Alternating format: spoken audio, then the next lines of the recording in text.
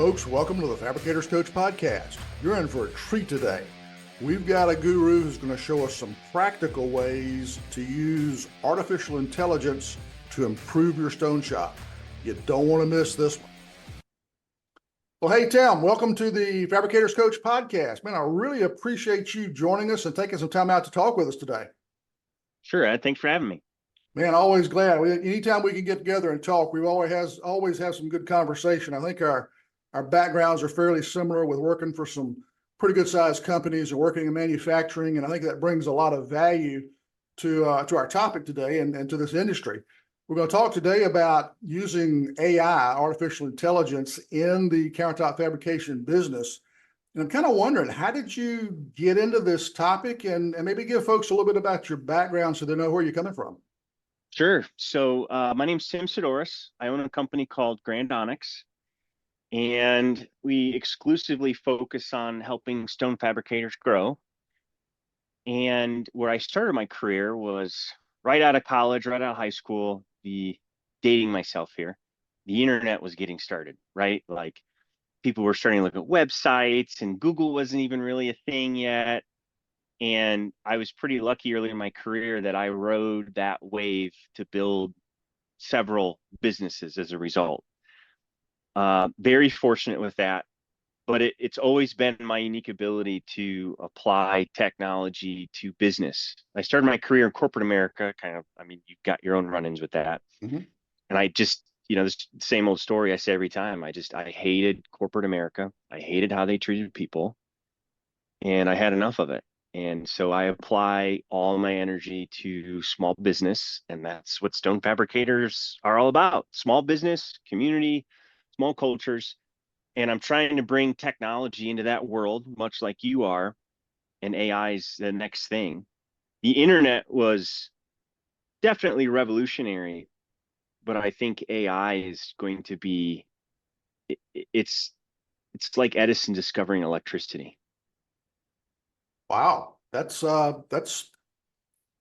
pretty profound.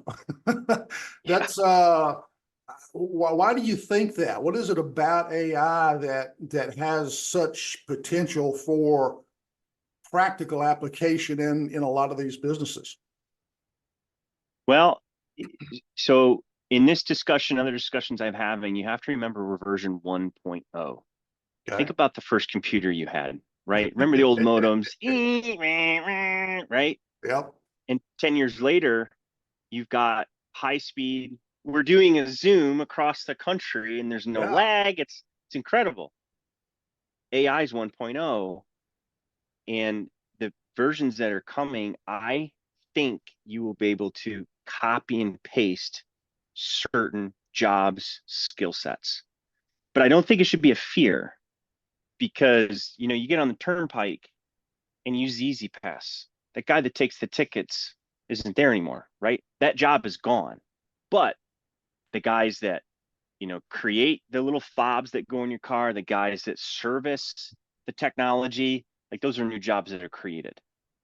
So it's nothing to be fearful of, but it is something that we need to get into and be ahead of it. We don't want to be the last. We want to be in the middle. Would the trend over the last 15, 20 years of automation and digital templating in a fab shop and how that's progressed? People originally thought we'd lose so many jobs, we lose so many people, but we really haven't. It's helped shops grow and grow more competitively. Is that a good parallel, maybe?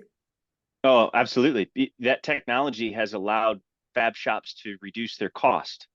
By reducing their cost, more people have access to it, and it increases demand. So when you look at it from that perspective, it makes sense to embrace it. And if you were a fab shop that didn't take advantage of that, you're definitely feeling it right now, especially with your best labor force leaving you.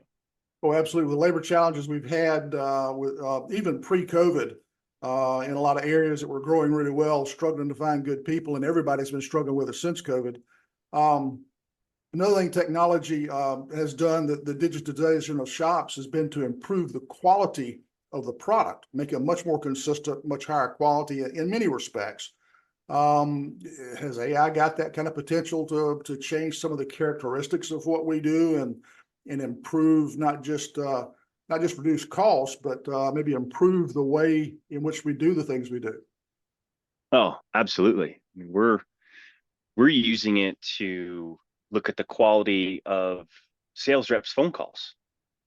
I mean, you can look at it as to how well your people respond, how well they engage, how fast they follow up. And AI isn't just about texting or the stuff that you do on your keyboard either. You can also interact with it with photos. So they have great example that they love to use is if you take the newest one, ChatGPT, you take a picture of your fridge and then you say, build me a recipe. What can I make? It will literally inventory everything in your fridge and say, well, you've got cheese, you've got bread, and you got tomato soup. Looks like you're having grilled cheese tonight. With tomato soup on the side. That's awesome. I hadn't thought about that aspect.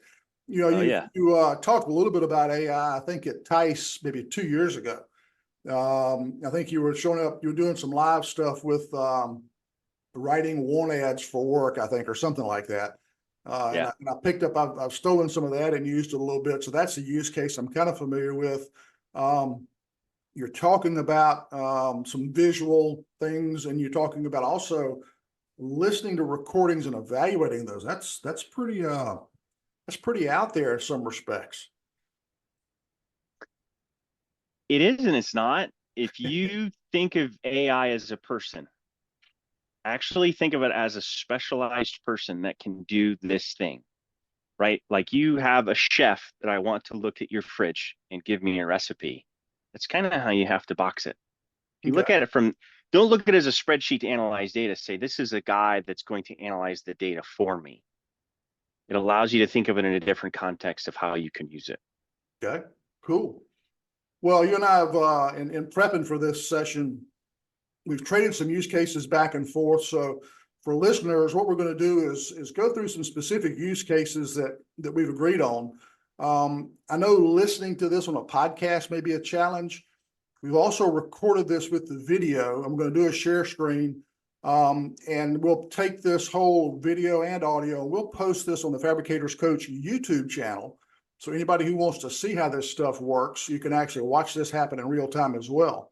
So Tim, I've set up share screen. You want to take over and let's walk through some of these cases and kind of show folks and talk through how it works? Absolutely. Okay. You see my screen? I do. Okay. Let's rock and roll. Okay. Do you want to announce the first one, or do you want me to just kind of go through them? Let me just let you drive. I think too, if you could tell folks, all right, how do they get to AI? I know there's several of them out there. Which one are you using? How do you sign up? What's it cost? Just a couple of quick basics there. Absolutely. The leader right now is ChatGPT 4. You can use 3.5 for free. It limits your uses, like you can only use it so many times a day. And 4 is far superior. And I just hope you have room in the budget. It's big whopping $20 a month. Ooh, Oh, big yeah. spender. All right. Yep. Highly recommend that you get it and put it on your phone, and you will find yourself using it more than Google. Wow. So once you go to the website, chat.opena.com. I'm sure you're going to put that all in your listings. Yep.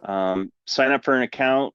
You choose to spend the $20 or not, and then get started. And then you have a prompt, and then we can start asking questions. All right. So down at the bottom of the screen, I see a blinking cursor and it looks like a paper clip. Yep. So you can upload files, upload images, but let's start with some basics. All right. So you had a really good question. So let's say a stone fabricator is looking to expand and they're trying to identify between two different CNC machines. And, they're not sure where to start. So one of my favorite ways to interact with AI is I'm going to put in the question. So I'm going to put in the question. Let me copy and paste it. I'm a stone fabricator processing how many square feet per year? Ed, what do we want to put in there? Let's say 400 a day, 2,000 days. What's that? Let's just do 400 a day. We'll let it do the All right. math. Yeah. Okay. Good. 400 square feet per day.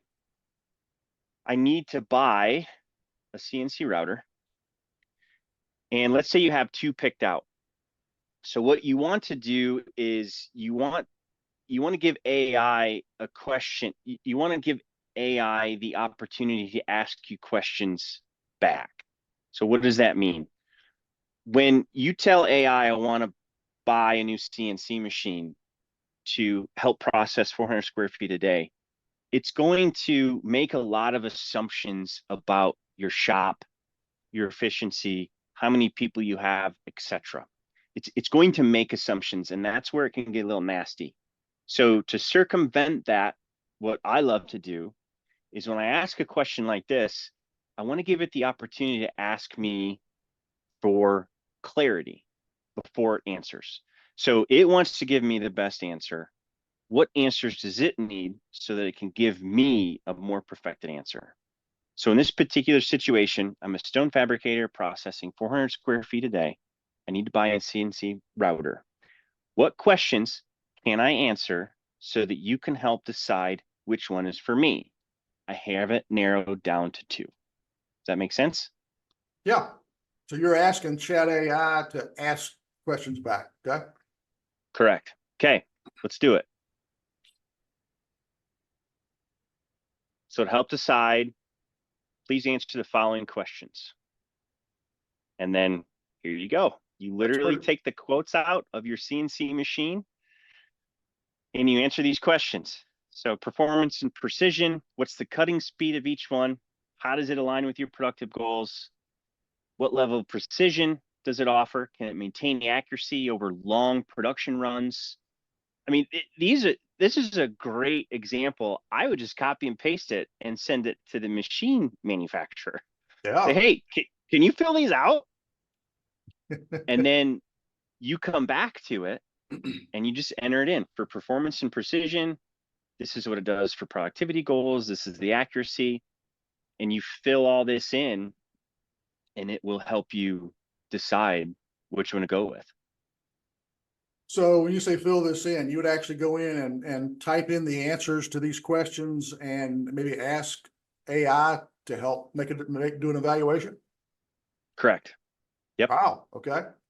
Because Yep. the old fart that I am, and I'll date myself more so than you did, would use something like a decision matrix, a spreadsheet with characteristics down the left-hand side and options across the top, and weight the answers and give them values and do all the evaluations. We saw how quickly Chat GPT generated all these questions. And then once you copy and paste the answers back in, I would imagine the answers come back just as quickly. That's a whole lot quicker than what an old fart like I would do. Yeah. Now, for the old farts that need a decision matrix, you can actually ask it, can you show this to me as a decision matrix?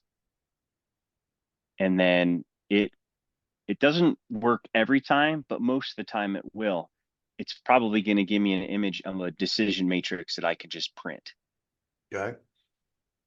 There you go. There you go, man. Good deal.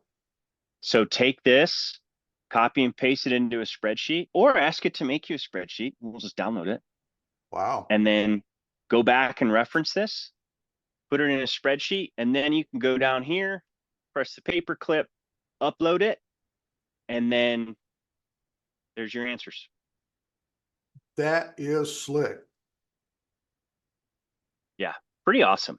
So we had a wide open question of, okay, I need to make a decision between two different machine options. How do I do that? Tell me what kind of questions to ask. And then when you get the answers back, it can go back and help you evaluate those answers to come to a decision.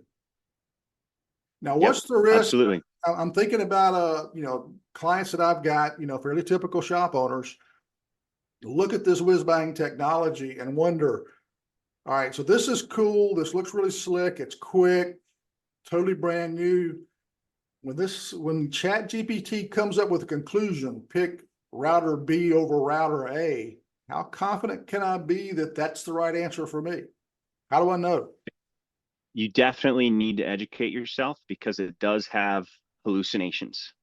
So, Okay. so my greatest explanation of a hallucination is let's say I have a business issue that I need to learn a new skill. So I'll go into ChatGPT and I'll say, okay, tell me what books will help me solve this problem. And it'll give me 5 books to solve the problem. Then I'll say, okay, now give me super novel ideas from each of these books that I've probably never heard of. And then it'll help me narrow down what book I need to read and it'll give me a summary. But sometimes it'll hallucinate that what a book is actually about. It's the weirdest thing. And like these big AI giants don't even understand why it happens. So it is important to understand why it's making these decisions. So we give you an example. Let's pick one in here that is maybe okay. What kind of tooling options are available with each machine? Does it support the kind of work you're doing? All right. Let's say that I don't know anything about tooling. I'm a sales guy, you know, that's my strength, and I've got a shop manager that does that, and he's on vacation. But I want to be up to speed. So I'll go in here and I'll say, hey, ChatGPT, okay, help explain more about this question so that I can be confident in it. So then I just copy and paste the question or type it manually. And then it literally breaks it down into more detail as to why it's important.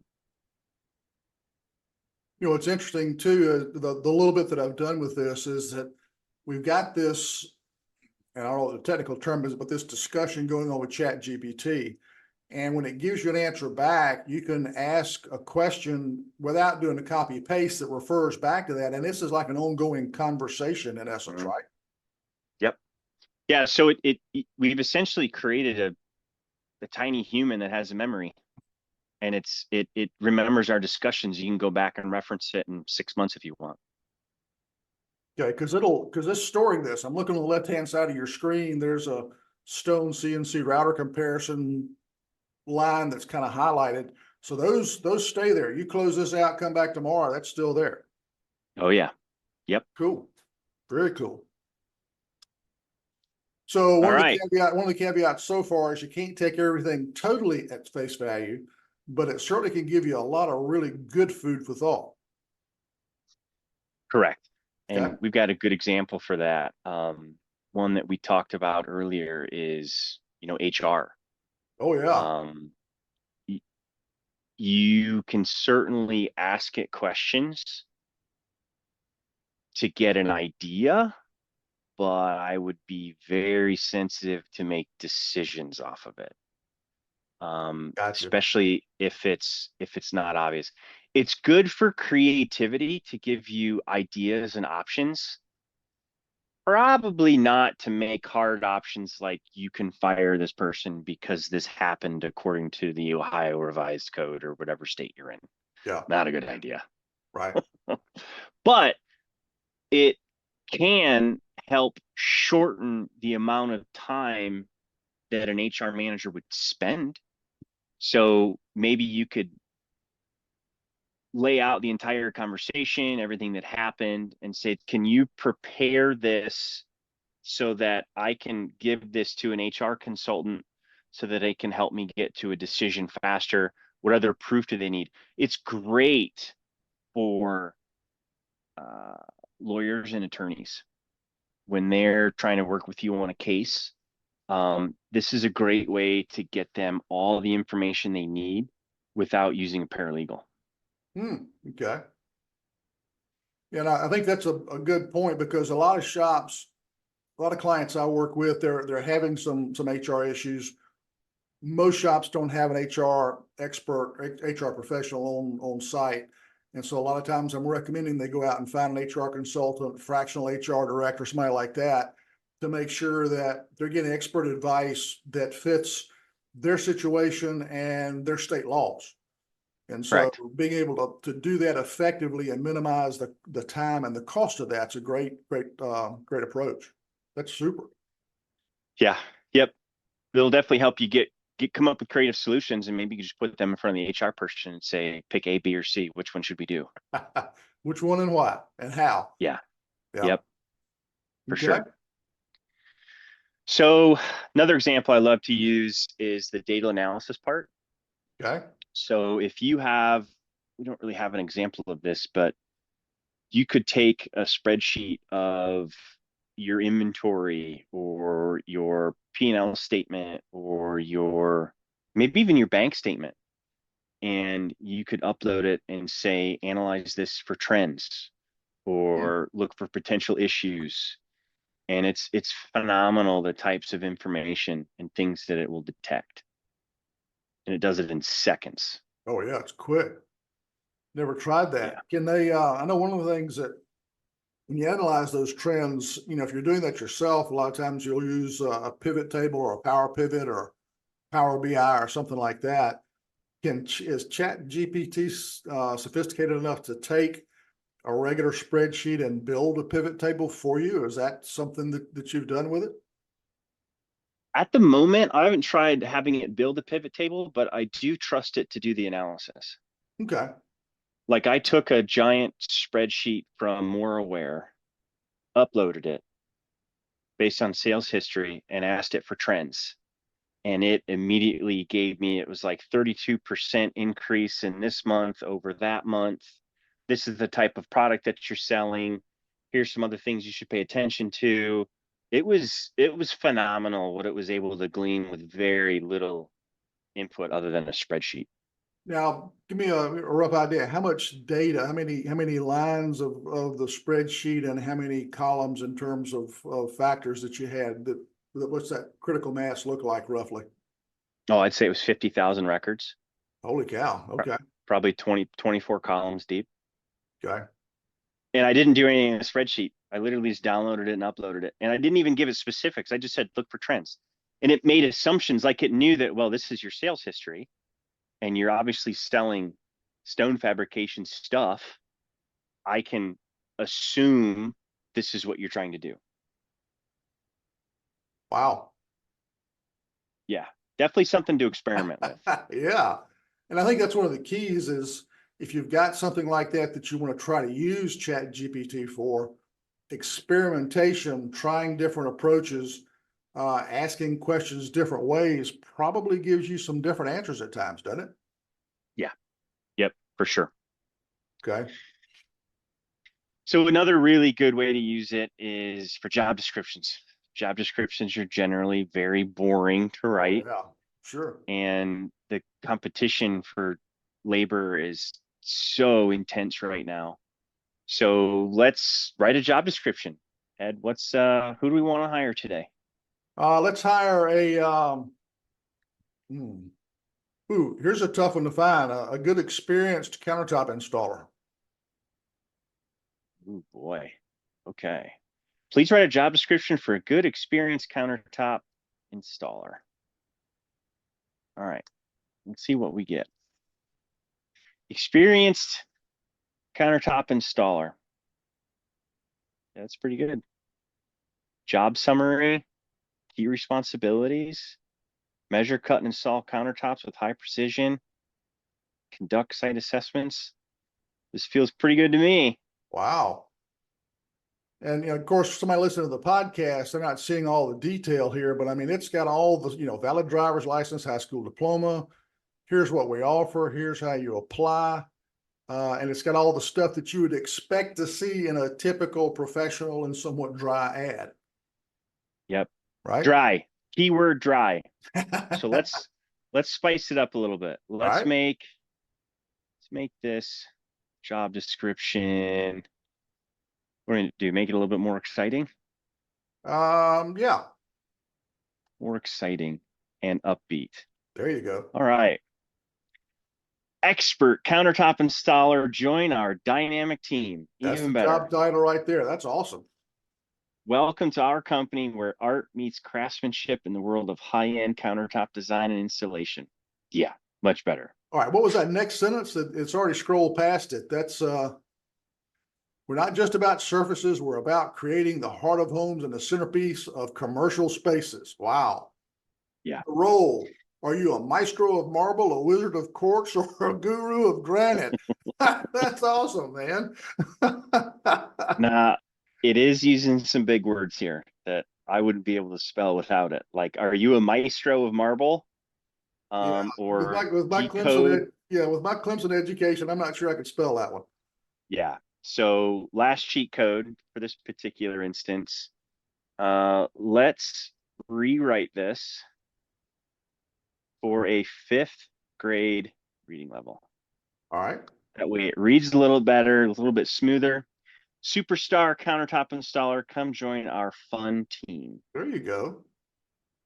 Yeah. Do you love working with your hands and making things look beautiful? Are you awesome at working with tools like making things just fit right? This is a perfect job for you. Yeah, it's such a dramatic difference, Oh, especially when you know your audience. yeah, and the first, and knowing your audience, knowing what you use it for, those are critical things we don't always think about with something like an ad or a job description. The who we are part, we had all the maestro and guru stuff. It says, hey there, we're XYZ company, and we make the coolest countertops around.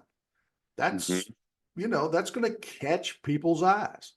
That's going to be Yep, so much more attractive compared to what your competition's putting out there. And I think that's one of the things is once you get comfortable using a tool like this is a way to differentiate yourself from your competition. If you're in a large city and you got, a few dozen competitors out there and you're all hunting for installers, good ads like this can make the difference between you getting a good candidate or not. for sure. Another way I use this method is sometimes I don't know what the job title is. I know it's a batch of tasks, and I know that there's somebody out there that can help me, somebody that can do it, and I've got enough for somebody part-time or somebody full-time.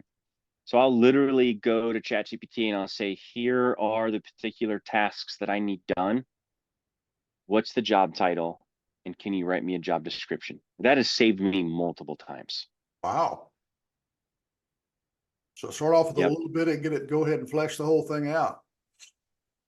Yeah, yeah, for sure. One of my favorite exercises with some of the teams we work with is what is it that everybody hates to do, right? What is it? Maybe you've got a full shop floor and you don't want to hire somebody else to do the shop floor, and you maybe want to batch some activities together and have one person do all of it. But it's a non-traditional skill set, at least Mm. of a standard stone fabricator.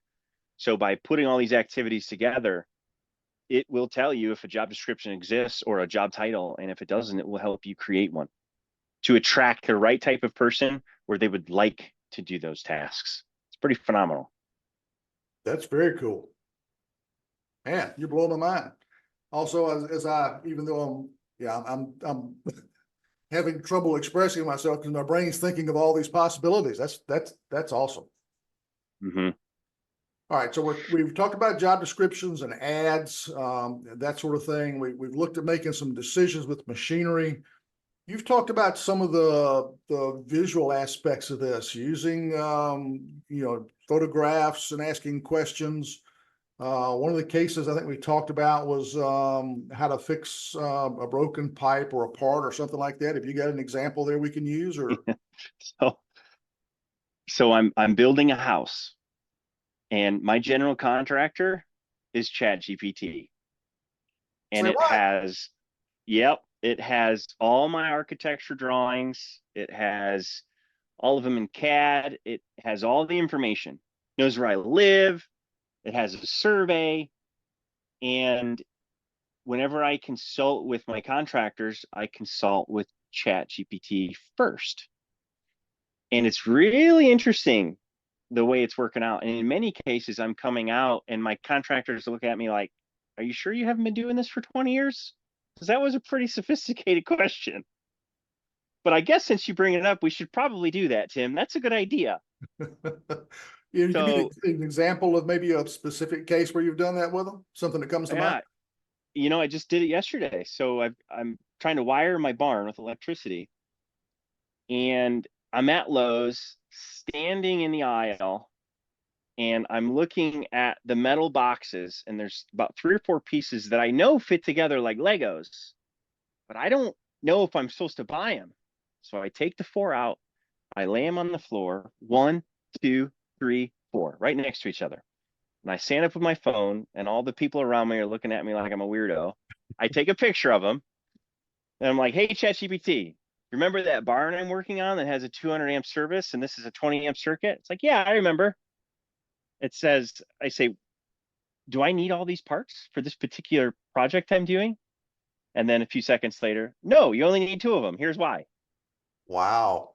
Yeah, it's amazing. Using Chat GPT and Lowe's, and I never suspected that. Yep. Yep. Hmm. So we did some traveling. My son and I went over to Germany. I can't read German. And whenever we would get like tickets, I would always take a picture of it, not to translate it, but to actually tell me, what's this ticket for? Where do I use it? What's its worth? How do I maximize the value from it? So it goes beyond the translation and actually helps me find use cases for it. Oh, wow. But in the scenario of, I'm just thinking of a shop floor, let's say you have a pump that starts to go crazy and make funny noises. You could likely take a picture of it. I don't know if it would do the sound yet. We're getting close to that. But you could take a picture of it, and as long as you could take a picture of like the pump size and all the electrical information with it. And I'm not suggesting that you should do this. This is just an alternative because you got to follow lockout, tag out procedures. Yep. But you could take a picture of it and say, how do I diagnose this? Do I likely need a new pump? And it would look at, the inputs to the pump, the outputs for the pump. It would probably give you 20 different things that a professional, somebody there, could try and potentially troubleshoot it right on the spot. Wow. Hmm. You're blowing my mind up, man. It's Yeah, good it's pretty stuff. cool. Another use case that comes to mind is I'm thinking about, when you're running business and you're dealing with customers a lot, sometimes you run into some challenging customer interactions, and the emotion kind of gets in the way. And somebody writes you a letter that's not great, you have a bad phone call, something like that. Is there a way to use Chat GP to kind of take some of the emotion out and come up with a decent response that might help diffuse the situation? Yeah, that's one of my favorites. You'll get a nasty email, and then you'll start the response, and you're on your high horse, and it's really long, and you're angry, and then you go back and you read it, and you're like, I probably shouldn't send this. So take it, copy and paste both of them to ChatGPT, and say, all right, now make sure my email isn't mean. Say it with empathy.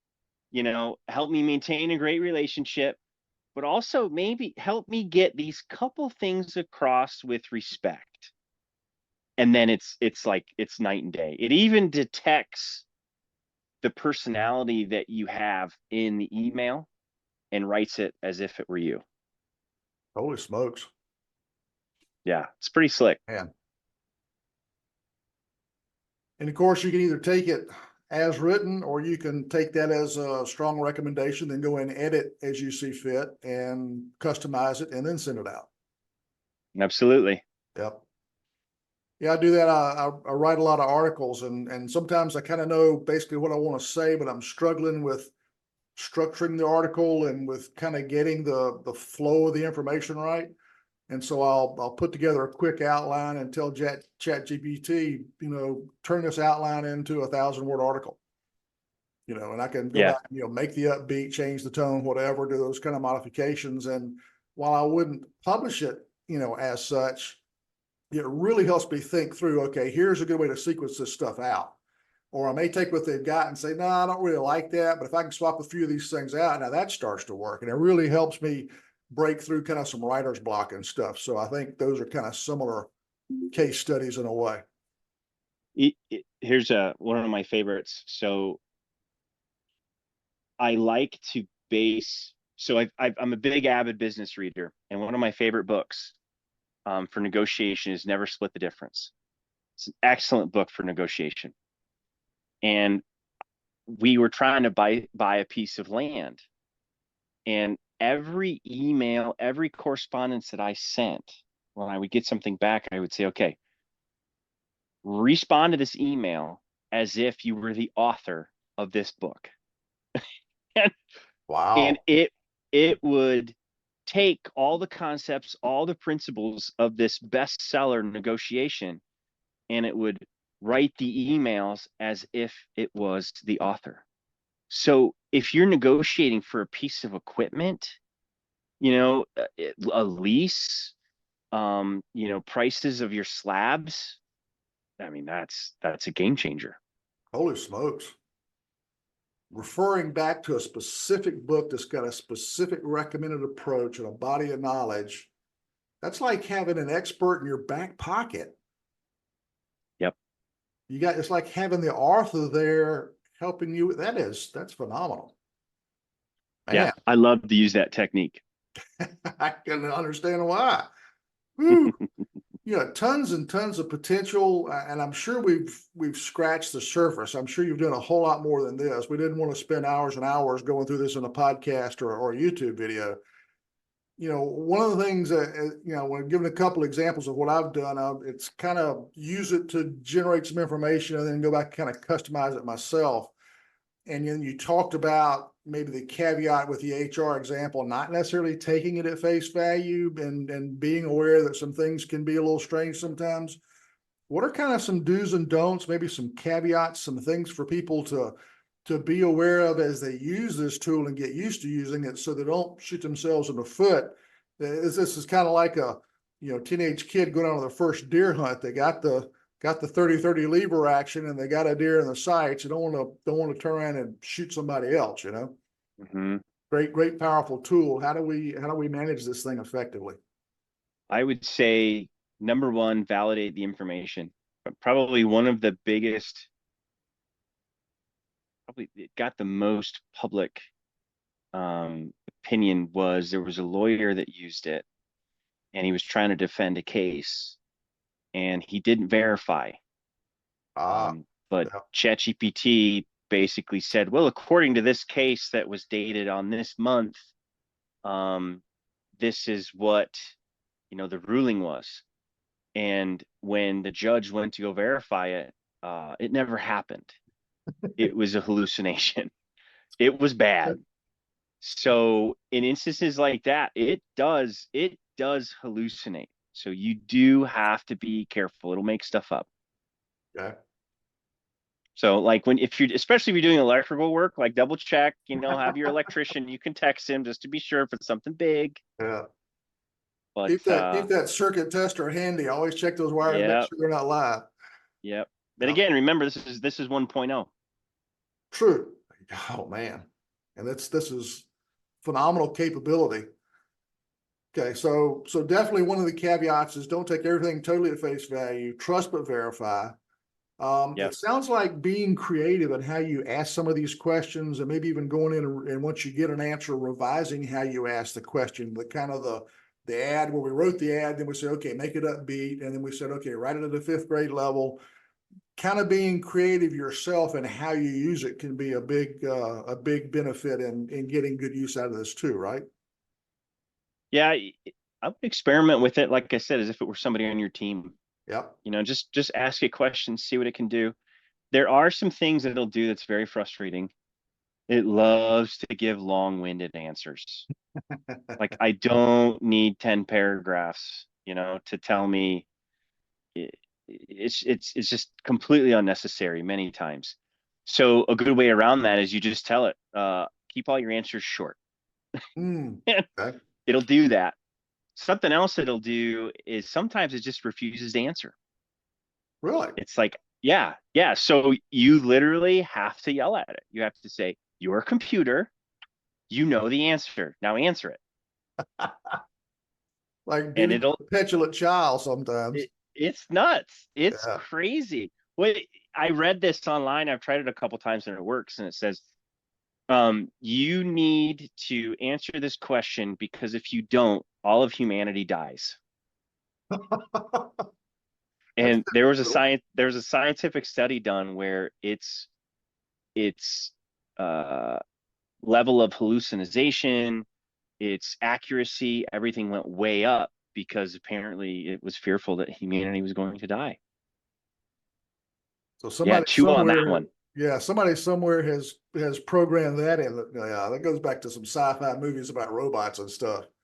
Uh-huh. Thinking about Hal in what was the movie? iRobot. That's one of them. Yep, yep. So yeah, crazy stuff.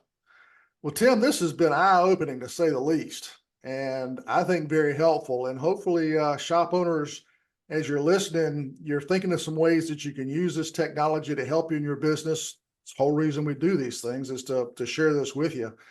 Tim, I know you don't go out and work with companies just to do AI. I know that's part, you use AI in a lot of the stuff that you do. If folks had some questions, is there a way to reach out and contact you if they want to know a bit more? Yeah, absolutely. Head over to grandonyx.pro, grandonyx.pro, and sign up on the contact. We'll be in touch. Okay, super. Any closing thoughts? Don't be afraid of it. Look at AI as a tool, but also know that where would your business be right now if you didn't have computers? That is potentially where you will be in the next 5 to 10 years if you don't start to experiment with it. Good point. Dip your toe in, get your feet wet, give it a shot. Don't go stick your head in the sand. Good advice. Yep. Yep. Well, Tim, as always a lot of fun talking with you. Always learn a lot. Thank you so much for being here. Really do appreciate it. Absolutely. Thanks, Ed. All righty. And folks, if you want to see how this stuff looks, go over to the Fabricators Coach YouTube channel and you can watch what we've been seeing on screen here, and maybe it'll help clear up some of this. And if you got any questions, reach out to me, reach out to Tim. He knows more about this than I do, obviously. So until next time, happy fabricating. Wow, I don't know about you guys, but my head is spinning. Of course, you can probably tell that by how speechless at times I was as Tim was throwing out some really great ideas. I hope you got some good tips, tricks, and tools that you can use to help improve your fab shop. If you'll take these and work on them, I know you'll get good benefit because I'm already using some of these myself, as I mentioned during the recording. If you're interested in learning more about this, Tim has told you how to get in touch with him. Also, he will be at the ISFA Fabricator Forum in April in Charlotte, North Carolina. If you haven't signed up for that, that's definitely something you want to think about attending. Thanks again for listening to this latest episode of the Fabricators Coach podcast, and happy fabricating.